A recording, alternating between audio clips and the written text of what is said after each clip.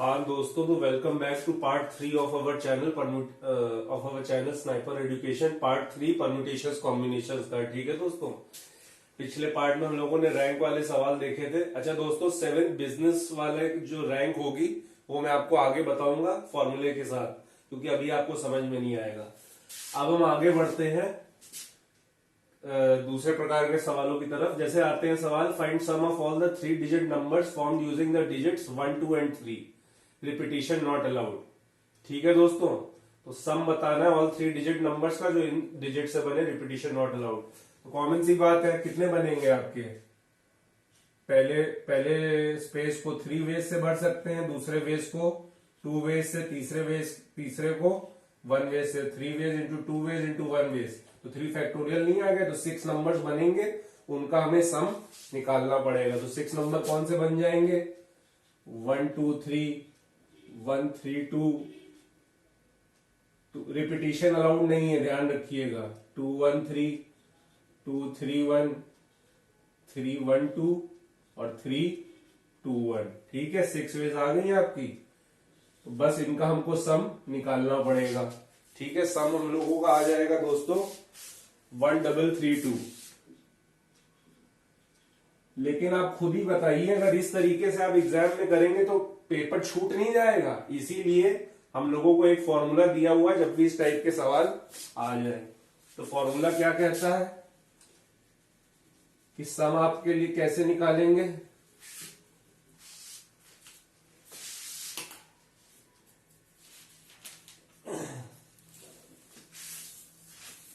Formula क्या कहता है दोस्तों? फॉर्मूला कहता है, जब भी ऐसा सवाल आ जाए n डिजिट्स का, जैसे यहां 3 डिजिट्स, तो क्या करेंगे दोस्तों? Sum of all numbers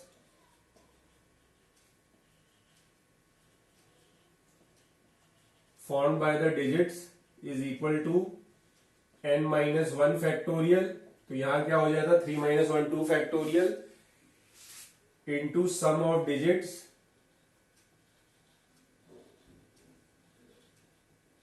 some of digits यहां क्या हो जाएगा? 3 + 2 5 + 1 6 इंटू 1 1 1, जितने डिजिट्स हैं। ठीक है, अगर 4 डिजिट्स होते तो आपको ये 4 तक n टाइम्स। तो अब यही सवाल इस फॉर्मूले से देखते हैं। n-1 फैक्टोरियल, n के n डिजिट्स 1 2 3 डिजिट्स है। 3 - 1 2 फैक्टोरियल मतलब 2, 2 इंटू 1 2 ही हुआ। सम ऑफ डिजिट 6 इंटू 1 1 1, तो ये क्या हो गया दोस्तों? 12 इंटू 111। मल्टीप्लाई कर लीजिए 12 इंटू 111, तो आंसर क्या आ जाएगा दोस्तों? वही 1332। तो इसमें आपका टाइम बचेगा और फॉर्मूला से आपका सवाल हो जाएगा, तो प्लीज नोट कर लीजिए। नेक्स्ट क्वेश्चन देखते हैं दोस्तों। Find sum of all the 4 digit numbers formed using the digits 1 2 3 and 4, repetition not allowed. अच्छा दोस्तों, याद रखिएगा, अगर ये नहीं लिखा है रिपीटिशन नॉट अलाउड, तो ये आपको खुद ही सोचना पड़ेगा कि रिपीटिशन अलाउड नहीं है, और रिपीटिशन अलाउड है तो वो मेंशन करेंगे। अगर कोई मेंशन नहीं है तो समझ जाइएगा नॉट अलाउड। अब वही है फॉर्मूला n डिजिट्स, तो सम ऑफ ऑल नंबर्स अब क्या हो जाएगा? 1 2 3 4, 4 - 1 3 फैक्टोरियल मतलब 3 into 2, 3 into 2 6। Sum of digits 4 + 3 7, 7 9 10, 6 into 10। और 1 1 1 कितनी बार लग जाएगा? n कितने हैं नंबर डिजिट्स? 1 2 3 4, तो 1 1 1 1, तो ये हो जाएगा हमारा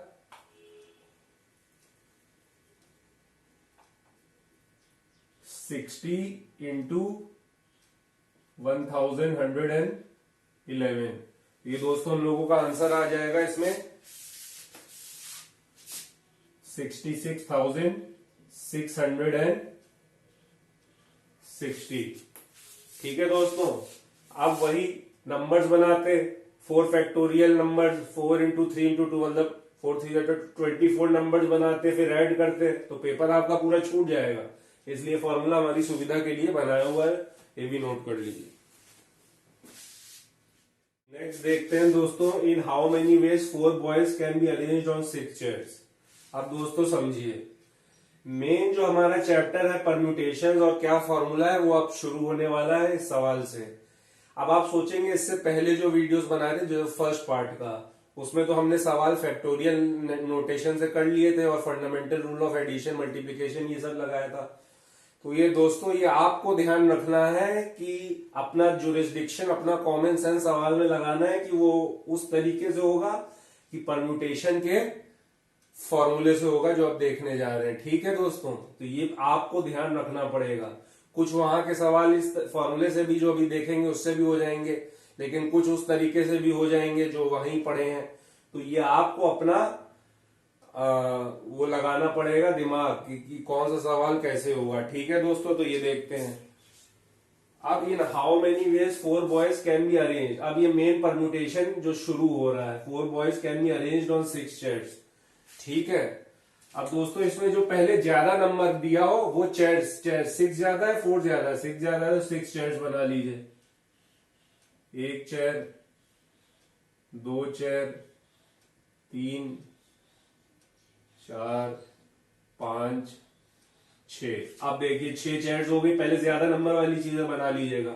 अब बॉयज कम है 4, तो पहला बॉय कितनी वेज से बैठ सकता है? नहीं, ऐसे समझिए, पहली चेयर कितने तरीके से, पहला बॉय कितनी वेज से बैठ सकता है? फर्स्ट बॉय 6 वेज से नहीं बैठ सकता, या तो यहां, या तो यहां, या तो यहां, या तो यहां। तो पहला बॉय 6 वेज से बैठ गया। अब जब एक बच्चा बैठ गया तो दूसरा बॉय 5 वेज से। सेकंड बॉय दोस्तों कितनी वेज से हो जाएगा?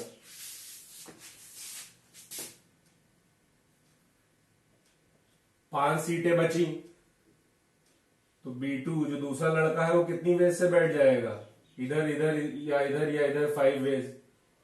अब जब ये भी बॉय 2 भी बैठ गया तो कितनी, बॉय 3, 4 ही तो बॉयज है, बॉय 3 चाहे इधर चाहे इधर, बॉय 3 कितनी वेज से बैठ सकता है दोस्तों? 4 वेज। और बॉय 4 कितनी वेज से बैठ सकता है? या तो इधर या तो इधर या तो इधर। तो ये आ गया सिर्फ 3 veg.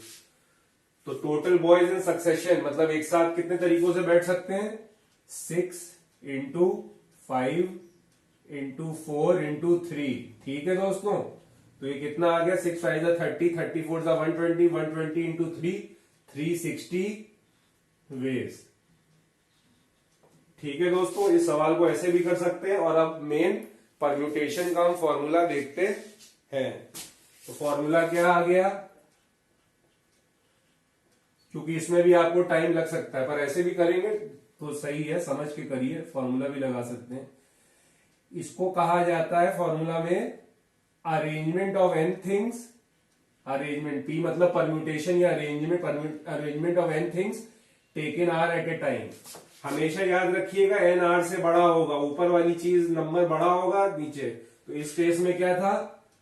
Arrangement of 6 things taken 4 at a time. तो पहले इसका फॉर्मूला देख लेते हैं, एनपीआर का फॉर्मूला देख लेते हैं पहले। ये दोस्तों हो गया n factorial upon n minus R factorial. तो ये परम्यूटेशन का मेन फॉर्मूला है। आप देखिए इसी सवाल को हम फॉर्मूले से करते हैं।